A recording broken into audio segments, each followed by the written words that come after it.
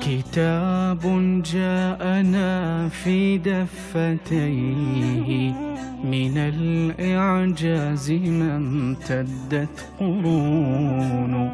كتاب الله لا تحريف فيه فلا يطغى على العقل الجنون.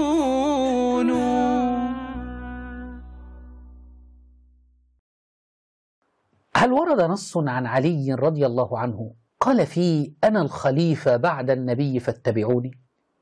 علي بن أبي طالب رضي الله عنه من أشجع الشجعان في العرب، وله مواقف عظيمة في الصد والذب عن دين الله تبارك وتعالى. فهل ورد نص عن علي رضي الله عنه دعا فيه المسلمون وقال لهم: آمنوا بإمامتي، آمنوا بولايتي؟ وعلي بايع أبا بكر وعمر وعثمان رضي الله عنهم أجمعين، ولم يقل لهم: أنا الإمام المنصب الذي أحق بالإمامة منكم. وإياك أن تستدل بالخطبة الشقشقية فقد ضعفها كثير من علماء الشيعة، فلا يصح لك أيها الشيعية أن تستدل بها.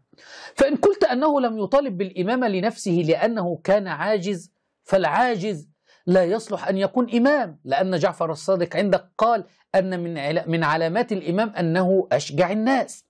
وإن قلت أنه سكت، فالأولى أن تسكت كما سكت علي رضي الله عنه، لأنه سكت كان راضيا بخلافة أبي بكر وعمر وعثمان رضي الله عنهم أجمعين، وحشرنا الله في زمرتهم يوم القيامة. ها